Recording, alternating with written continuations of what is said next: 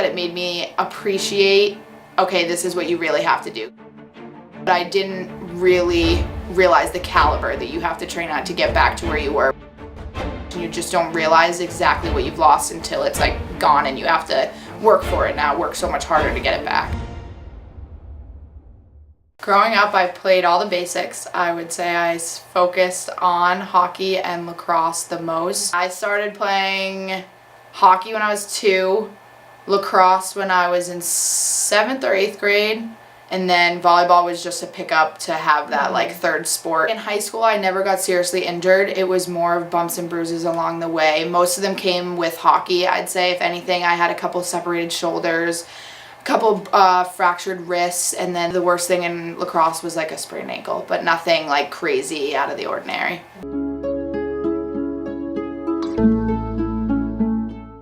It happened freshman year of college, and we were playing Simmons for our senior day. I don't remember exactly a mechanism of injury or anything horrible happening. I just instantly felt pain for the rest of the game. After the game, I went and saw the trainers and I was like, hey, I think something's up. And they did a couple tests and they thought it was my meniscus. I didn't see the doctor right away. I stuck with, okay, this is what we think it is and let's roll with it. I rested during the days that I could and really only played on those days. And then we actually ended up winning the championship, so it was nice. After that, I went to the doctors probably 2 weeks or 3 weeks following season, and that's when I found out, yes, you tore your meniscus. I had surgery in late June. My first surgery was so much worse, so when I did get hurt for the first time, it really hit me like a shock, and I didn't know exactly where to go from there. They say 2-3 months you'll be back on the field, so I did what I needed to do, and it was almost, I don't want to say bare minimum, but bare minimum of what I needed to do. Next season, it was my sophomore season. I think I was at my 3rd practice. So we were doing a ground ball drill, and I planted with my right foot, and I went to go turn my entire body. My foot stayed, and my body went, and I could feel a little bit of like a pop type of noise more than a feeling. It was about a week later when I was starting to feel a little bit better.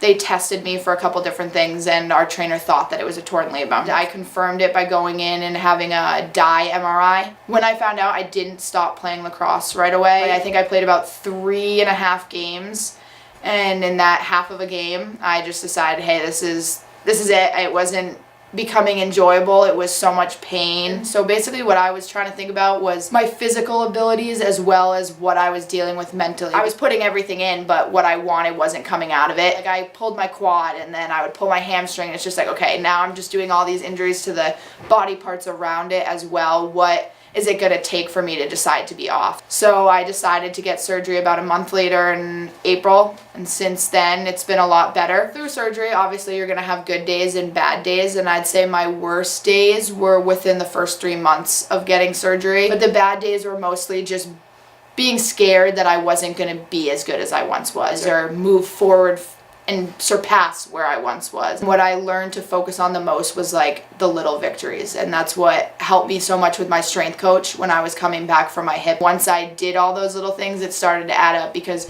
running and sprinting and everything came so quickly that I just didn't even realize, oh wow, it's now been 6 months since surgery and I'm now cleared to play. I knew getting cleared, okay, I'm at just about 100% and I feel good to be able to compete at lacrosse level. My surgeon was 100% confident, hey, you can go play lacrosse right now. Like, I know that you're in good shape and you're in better shape physically than you were before. It was nice to know I can now start cutting and really doing my change of direction and working on the mechanism of injury that happened to me 6 months before that. Yes, I was excited, but it was butterflies at the same time because it's like, wow, I can really do this all on my own again, and it's kind of scary, but it was nice to know that I have some time before I'm being pushed around or competing side by side, running next to someone. I got out there, and the more I was playing, the more comfortable it became. It was nice to know I had my whole team on my side, and they kind of made an extra effort the first couple scrimmages and games to give me a pat on the back or something like that when I was kind of starting to fill my role again, and it was more of me being nervous of like finding myself.